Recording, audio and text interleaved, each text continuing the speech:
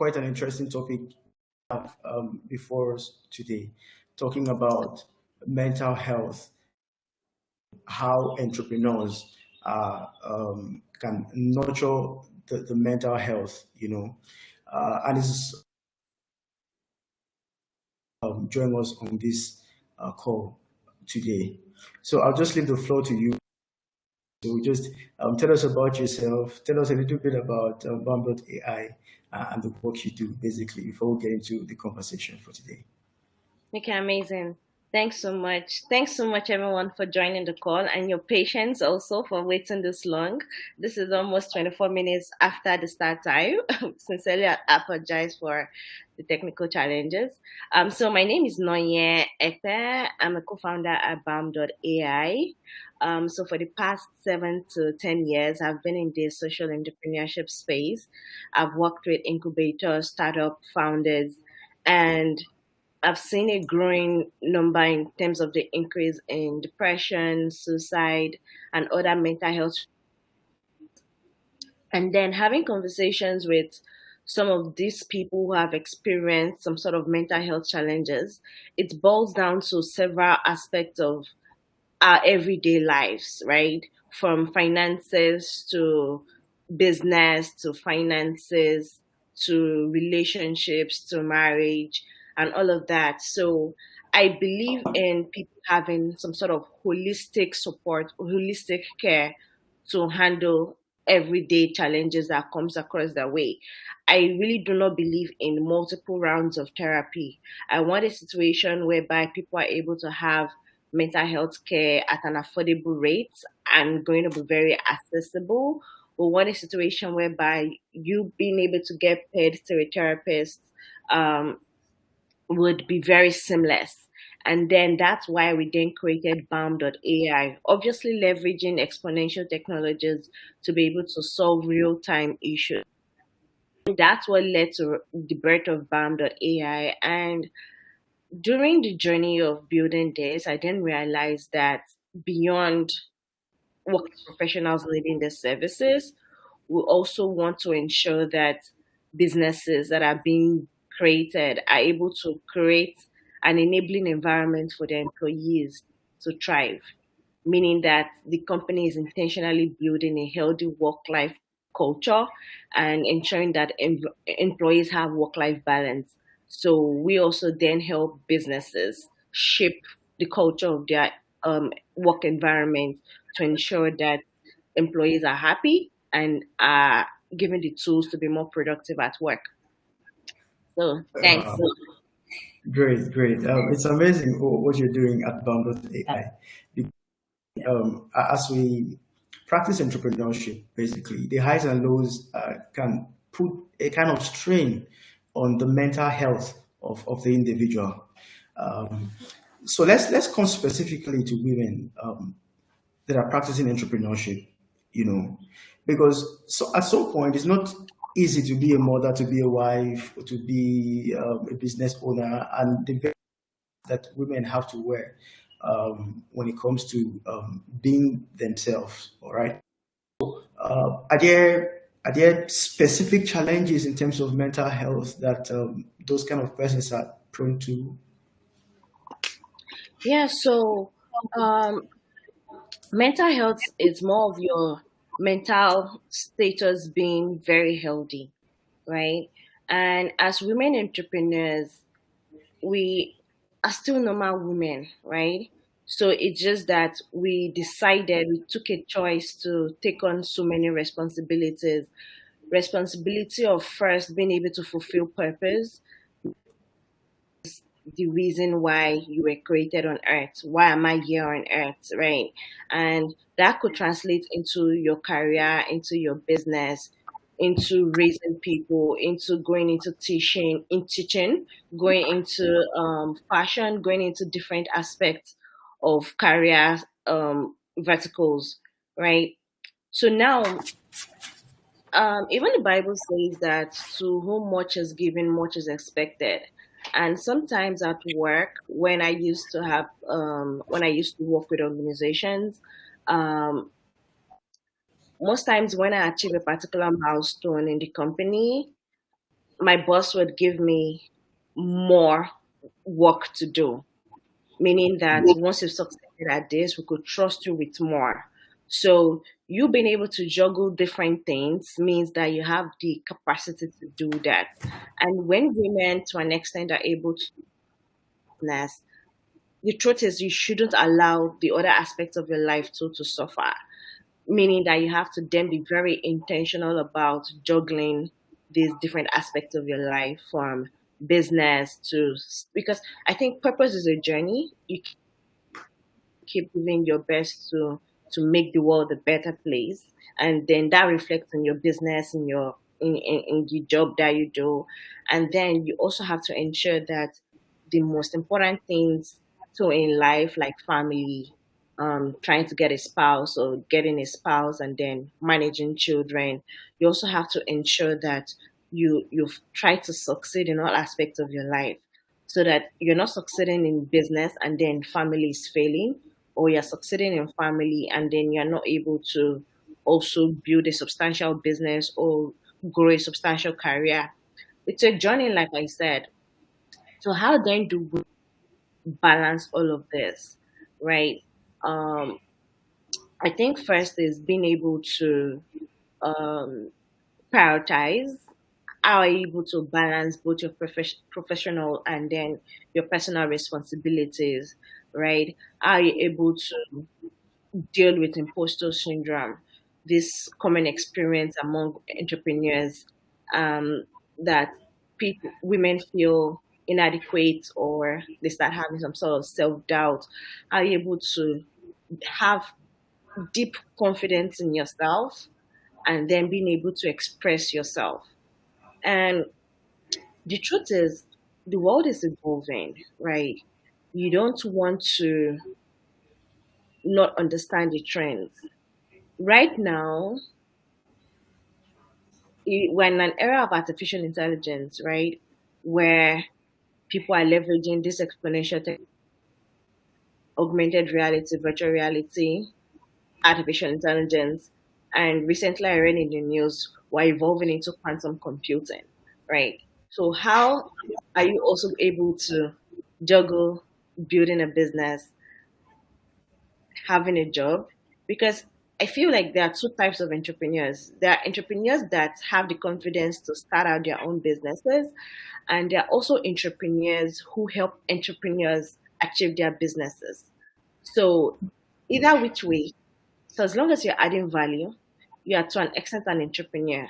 And even if you're not an entrepreneur right now, you're getting ready to being an entrepreneur.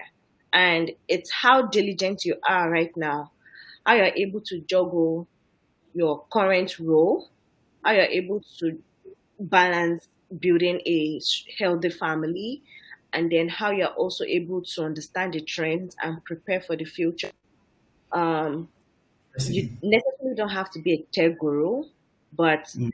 you should at least be informed of what these emerging technologies can do and how it can help your work become better, right? And more, Good. and find a more excellent way. So it's being able to balance it and then overcoming the gender bias, stereotypes, or societal expectations. You know who you are, and I don't think that you should allow either imposter syndrome, bias, stereotypes, or all of this come in between you and being able to achieve your goals. Okay, so as you say that at this moment in time, it sounds very easy to achieve in terms of not allowing societal bias to affect perception of the goal and effort to achieve it. All right, but it practically is not as easy as it sounds. And just in the moment, we're going to get into the practicalities of what can be done to ensure that that state of mind is maintained. And I also like how you're able to connect finding purpose with mental health. All right. I want to ask a question really. When you correlate it in terms of finding purpose and then the mental health, Does it follow that once you find purpose, then your mental health issues are settled, or do you still have work to do, even when you know that this is what I'm called to do and this is what I want to do with my life? Okay, great. So purpose, like I had mentioned, is a journey, right? You don't just achieve purpose immediately. It's you being in a constant state of trying to understand why am I here on earth. One book I recommend is Purpose Driven Life by Rick Warren, right?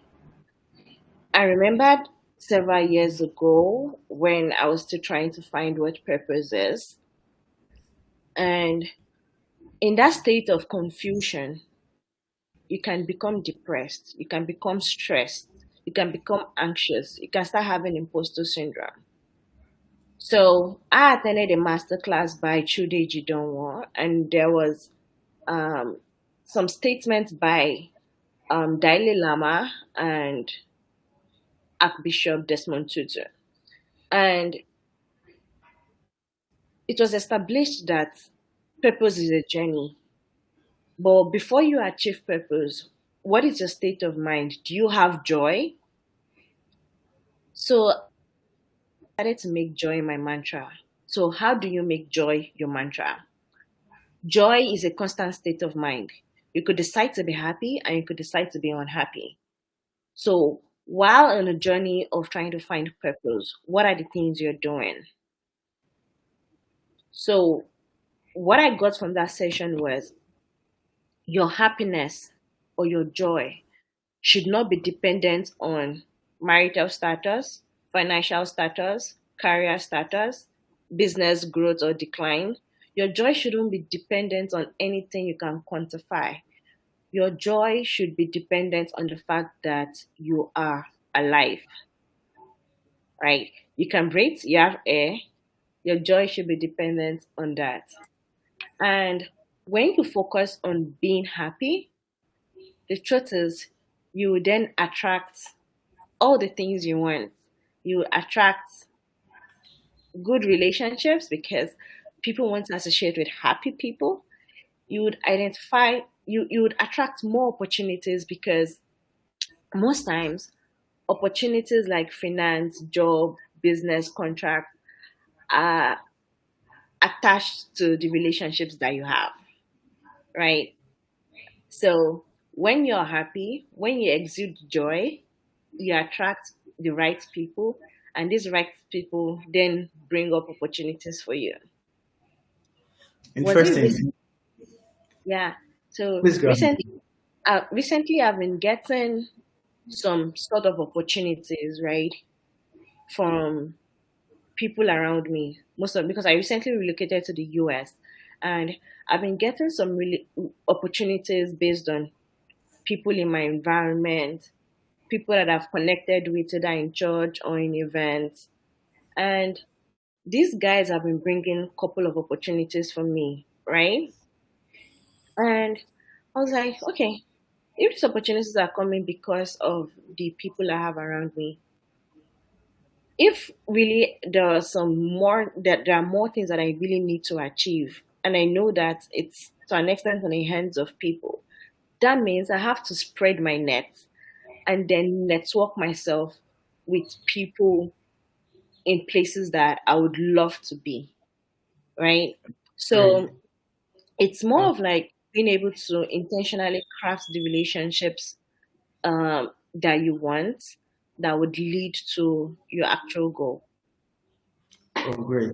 So, as you were speaking, the question on my mind was, what role does the association and the people that surround us, what role do they actually play in the mental health of an entrepreneur, for instance, seeing that we're bombarded every day with challenges?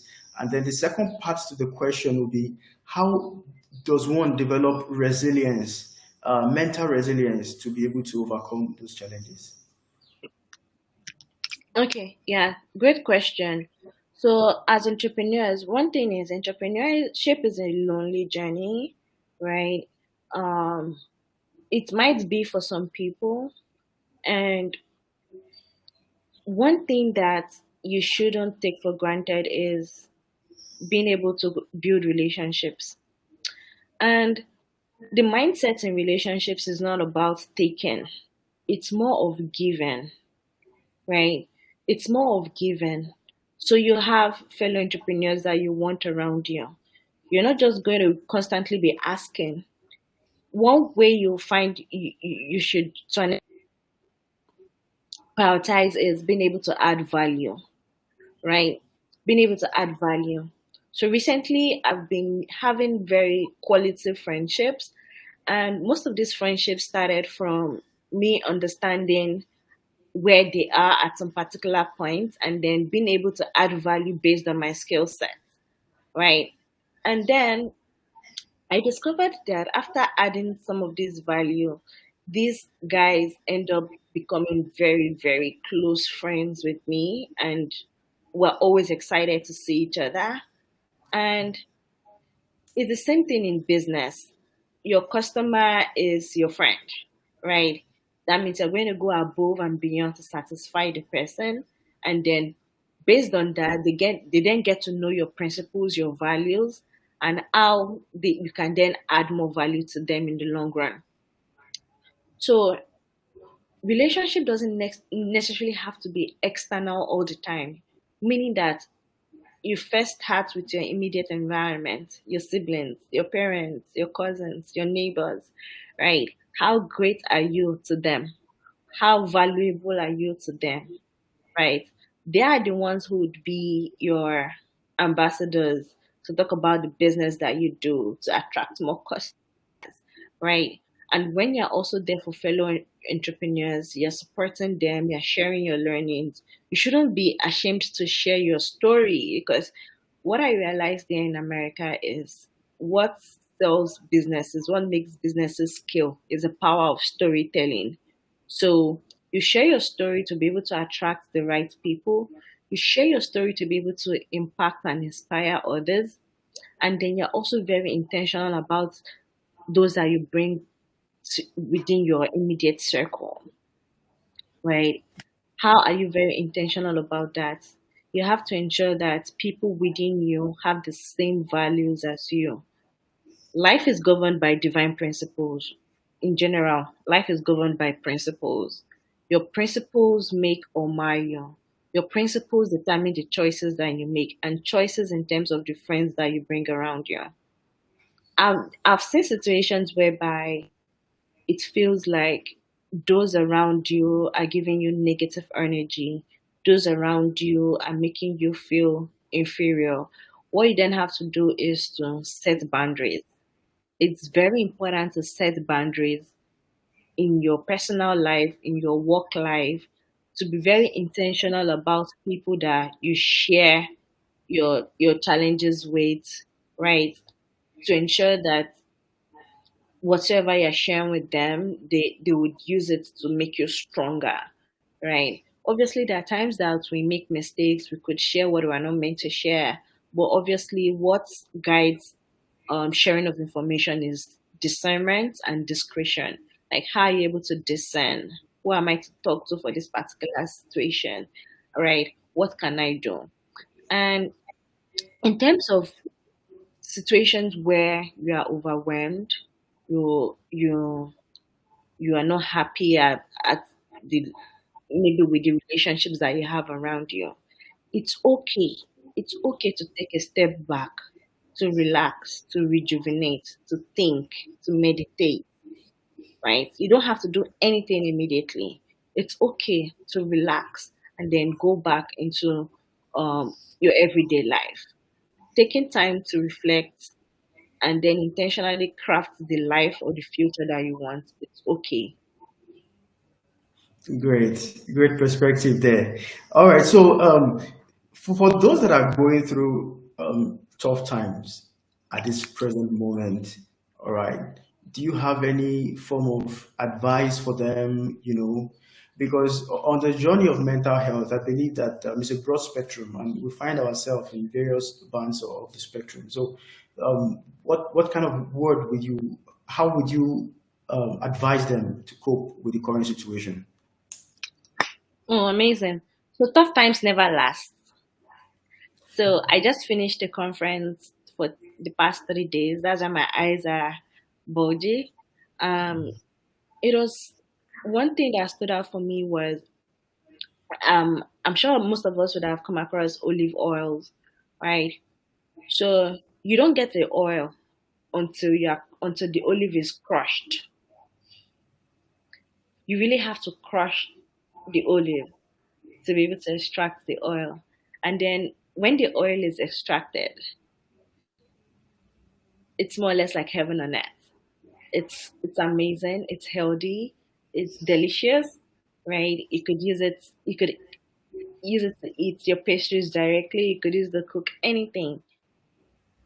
But there was a time where the olive tree was planted, where it was nurtured, where it was grown, when it grew, when it was harvested, when it was crushed, right? Before you then have the olive.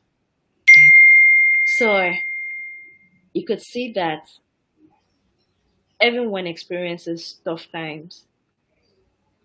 But what do you do when you're experiencing tough time? It's you then changing your mindset to saying this is not a tough time. This is just a pruning moment. This is just a moment for me to learn. God is telling you something, right? God is telling you something, right? So when you said tough times, what came to my mind is it could be different things. It could be in relationships or it could be in marriage. It could be somebody experiencing a heartbreak. It could be somebody experiencing financial difficulties. It could be someone that lost a loved one. It could be different things, right? But one thing I always do is whenever I find myself in situations I can't control, right? I take a step back to relax, to think, what is God telling me in this moment? What is God preparing me for in this moment? Right? And then not dwelling on the problem, but finding a way to solve it. Not dwelling on the problem, but finding a way to solve it. So, for instance, you're not able to make really meaningful relationships, friendships, right? You then have to learn communication skills on how to communicate effectively, right? You also have to learn about forgiveness and forbearance, right? Um, I remembered one of my mentors when he was advising myself and my husband when we newly got married. He was like, forgive before your partner offends you. That means you have to forgive ahead. And then I was like, it's easy, it's easy. And then getting into marriage, I then realized that two different people getting to know each other, right? You definitely have to forbear. You definitely have to forgive. I know that my husband has forgiven me millions of times, right? Because there is no perfect friendship, there is no perfect union, there is no perfect relationship. It's all about two people forgiving each other constantly, right? So if it's tough times in marriage or relationships, it's being able to forgive each other ahead, being able to forbear. If it's in finances, you then have to ask yourself, what are the things that I've ever done in my life that has brought in some sort of revenue, but has not made me to compromise on my values, right? So you look at the things that work for you look at the things that you could add value to and then make money in exchange. You'll find, like, for instance, when I started my professional career, I started with volunteering. I volunteered for 10 years. Just imagine 10 years of doing unpaid job, right? And then immediately after then, it started giving me, like, literally most of the jobs I've gotten were based on the relationships I had had while I was volunteering, right? So it's you have like an opportunity to serve either in your church or NGOs or social entrepreneurship organizations. And then while you get to know the skills that you have and then open up more opportunities for you. So typically, tough times is usually around health, marriage, finance. And when it comes to tough times in your health, it could mean you being able to radically change your diet, right?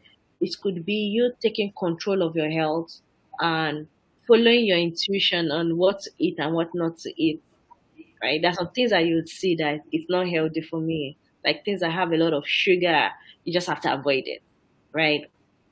You also have to release suppressed emotions. Releasing suppressed emotions is things that weigh you down. How can you let it go? Because the truth is that when you don't forgive someone, the person is moving on. The person is happy. The person is moving on with their life. But you are the one carrying this, the anger, the bitterness, and it's affecting you and every aspect of your life. So you have to let go, release suppressed emotions, right? You then have to increase positive emotions. Increasing positive emotions in the sense of being able to embrace joy and letting go of things that weigh you down, right? Things that make you unhappy, letting it go. For entrepreneurs, sometimes I met a CEO or a logistics company back in Nigeria, and I saw that his position was to literally oversee most of the operations in all their locations across multiple countries.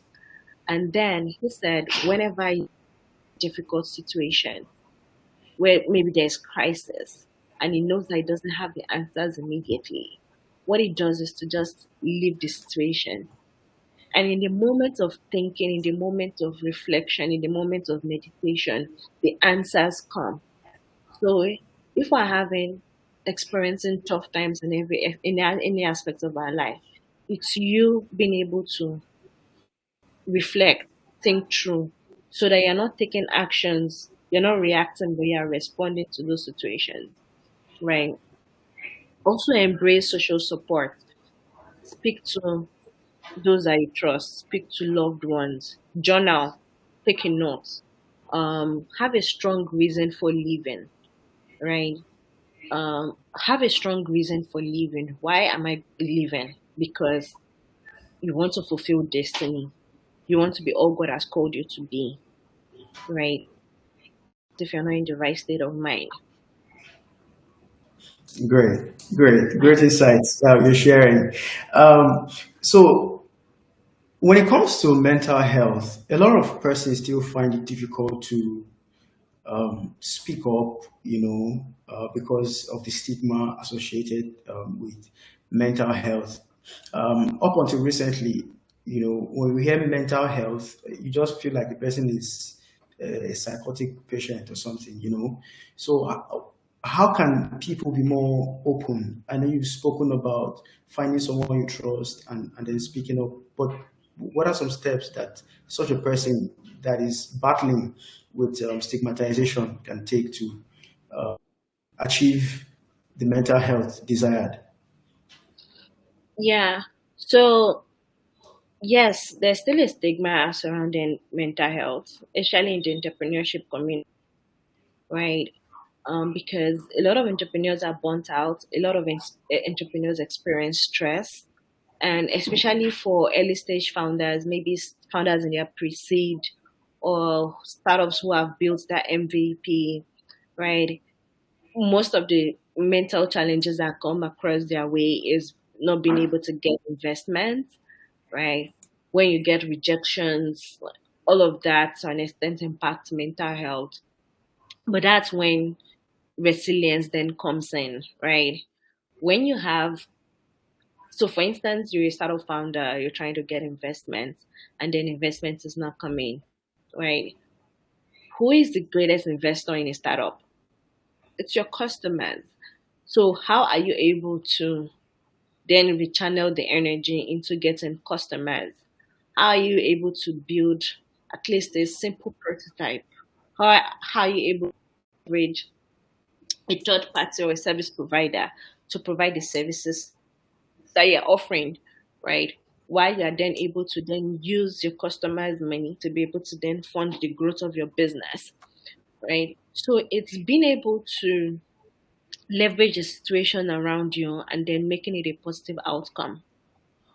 So in terms of the stigma surrounding it, I always plead for people to ask for help. And it might not necessarily be you going to talk to a therapist. It could be you talking to your sibling, your neighbor, your pastor, your your religious leader, your mentor, somebody that you look up to. Just telling them, asking them for their thoughts, their feedback, their encouragement, their prayers, right?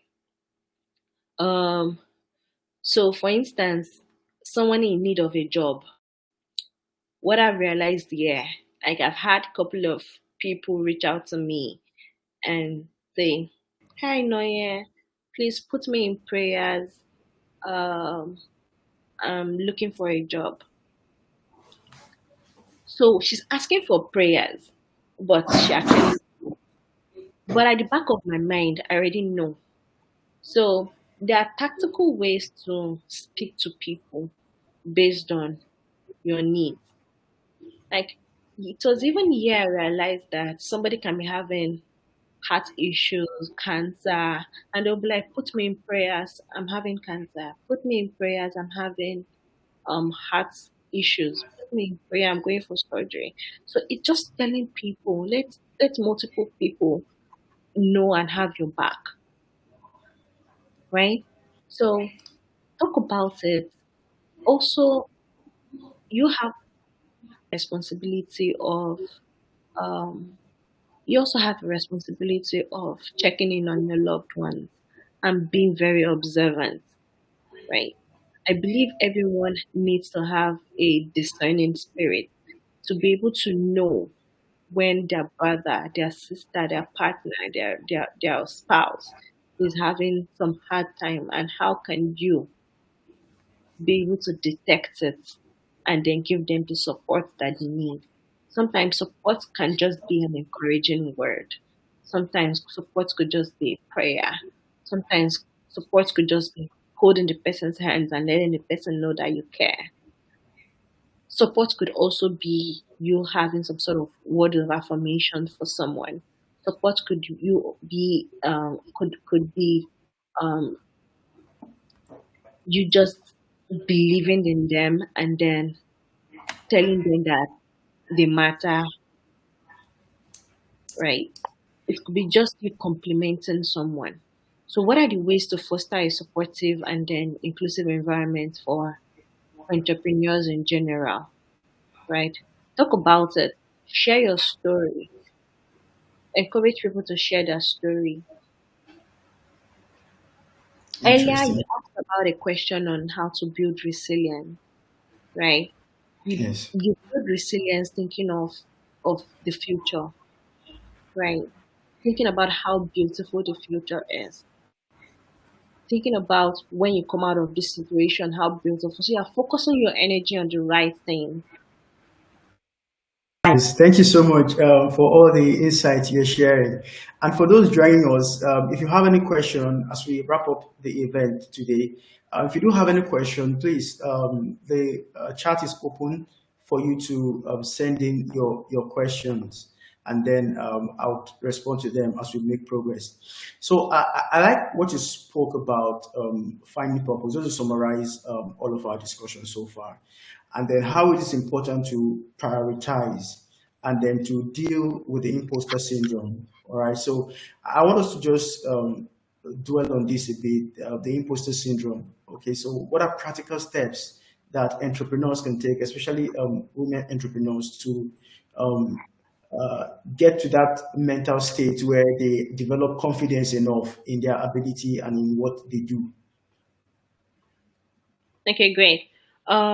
So prioritization is more of what are you able to put ahead of others in terms of what's more important, right? Um, so I'll just share like a story. I remembered when I started my relationship. So I had this Excel sheet. So the Excel sheet was talking about the next 50 years of our lives in terms of health, in terms of finance, in terms of career. What year am I going to go for a master's degree? What year am I going to go for a PhD? What schools? Where am I going to live? What job would I be doing? And in that particular job, how much am I going to be earning per year? And how is it going to increase year over year? Also, in terms of what country would I be? So, 4 years ago, we had been planning this. And the truth is, along the journey, there are failures. You would go for visa interviews, you'll be denied multiple times. You learn, you keep going. You apply for job opportunities, you'll be denied, you keep pressing forward. You try to build relationships, you won't be accepted, you keep pressing forward. So 4 years later, we decided to go back to the goal sheet to review what had been done. And we saw that we had achieved over 80% of it, Wow. right? And then we had to then set new goals. There's something that we also believe in. You achieve as far as your eyes can see. And normally people journal on on a book. I because I don't like I'm very techy, so I don't carry my book all the time. So, but I have like sticky notes and then notes on my phone, as well as my Excel sheet that both of us could edit at any time. So, prioritization is you being able to set clear goals and then understand what it takes to achieve them. Even in business, I've been in tech for over 7 years, and I realized that the energy or the energy required to build a brick is the same energy that is required to build this tech startup. Every brick and mortar person is working hard. Elon Musk is working hard. The only difference is leveraging technology to scale it exponentially, right? So, as I said earlier, you need to understand technology. You might not necessarily be a software engineer or a DevOps engineer, but you understand how you can get these skill sets to scale your vision. So, as I was talking about the Excel sheets, I want to encourage everyone to have an Excel sheet where you state your goals in the next 1 year, in the next 10 years, in the next 50 years. Um, if you read Masayoshi Son of some SoftBank, he has like a 300 year vision. He cut it down to 100-year vision, and then we either 30 years or 40 years. Some of the vision is you find the document on the internet. So if you want to build to last, you have to be very intentional and then plan for the future. And that's why in building resilience, you're not talking about food. You don't have food, you don't have good clothes, you're not talking about basic things of life. You are focused on how beautiful and bright the future is, the lives that you have to impact, the beautiful institutions that you have to create in terms of like marriage, in terms of businesses across different verticals, fashion, media, governance, different aspects of your life. So when I wake up in the morning, what I do is I do. I say my prayers. I meditate. I try to reflect and plan the day. I do some exercise, and then I've been also been attending some programs. A lot of very successful people have been able to get inspiration while jogging in the morning, while doing their morning walk or their prayer walks in the morning. So it's being able to have a very clear schedule for your life in terms of what are you going to do when you wake up, what are your obligations. If you are in the university, at least dedicating 2 to 4 hours every day reading. If you are studying some sort of online course, how are you able to dedicate 1 hour a day? I have a friend of mine who learned software engineering at the age of 40, and at the age of 70 is still a software engineer and is just making money from his house, right? It's never too late to start something, right? Um, Being able to prioritize, and then it's fine you don't achieve your goals, you take it over to the next year. You don't achieve a goal, you take it over. It's fine, right? Things happen. You might have your plan and God has another plan for you. But the truth is that you have to ensure everything that you experience. So in terms of being Interesting. able to handle imposter syndrome, it happens. System Imposter syndrome is more of like you thinking that you're not enough, thinking you're not beautiful enough.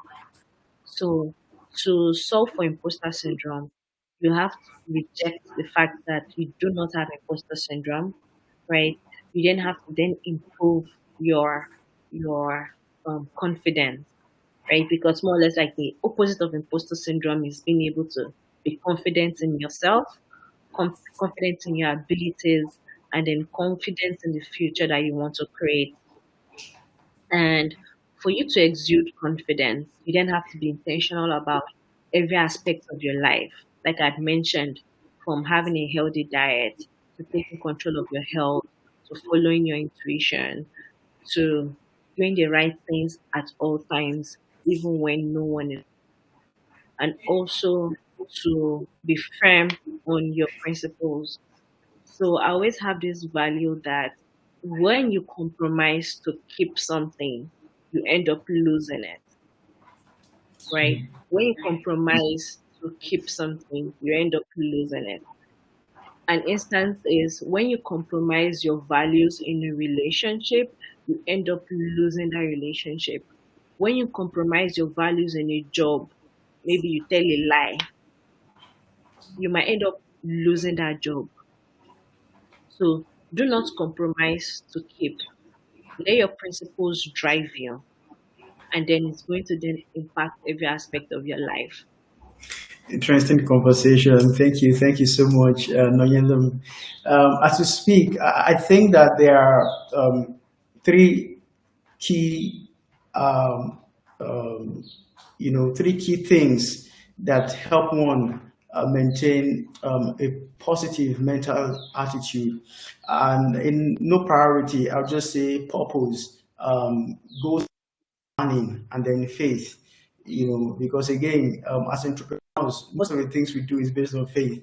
You believe that it's going to work. So once you are able to set up the goals for your life in terms of taking the time to think about or to reflect about your life and reflect about every aspects of it, and then decide what you want to see in each of them. I think that is part of what sharpens your vision, and make you understand what your purpose is. And then when your mind is anchored to this based on whatever it is that you believe, I think that whatever point you expect that the tough times would not last, and that everything would eventually work out for your good. Thank you so much, Nonyelim. So any last word for participants, especially the women that are joining the call today? Yeah, so recently I've been very interested in the attributes of a lioness, right? And I want everyone to ask ChatGPT, what are the attributes of a lioness? A lioness protects her own. A lioness is brave. A lioness is confident. A lioness is like, I'm wondering how a lioness is able to juggle. these different attributes. So I was like, okay, going forward, I'm going to ensure that I exude the attributes of a lioness, right? In terms of all the different. And when you start to exude the attributes of a lioness, it's like, what's imposter syndrome? Yeah, you already have confidence, right? So let's not see mental health as something that is to be stigmatized or something not to be talked about, or like, don't see it as a big deal. Just be very intentional with your life choices. It's okay when you've made mistakes. Forgive yourself. Move on. One thing I want us to take out from this conversation is, I hope everyone is taking notes. First is practice deep breathing. Deep breathing is taking some time alone in a quiet environment, counting your breath. You could breathe in for 10 to 20 minutes and breathe out, right?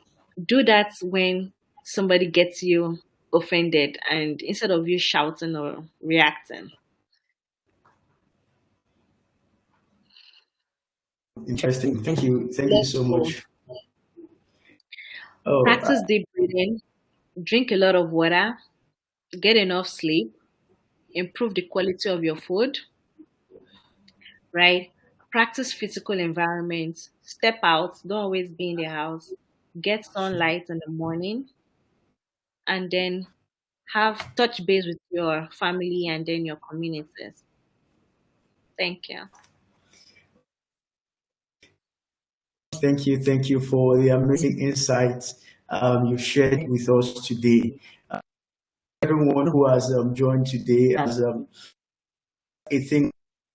Thank you for everyone. Anika joining from the UK, Lines joining from Kenya, from Nigeria, Zainab from Egypt, and everyone joining. Thank you so much. So we'll call it a wrap here today. Thank you for all the insights you shared. Thank you so much. Bye. Yeah, have a good day, everyone.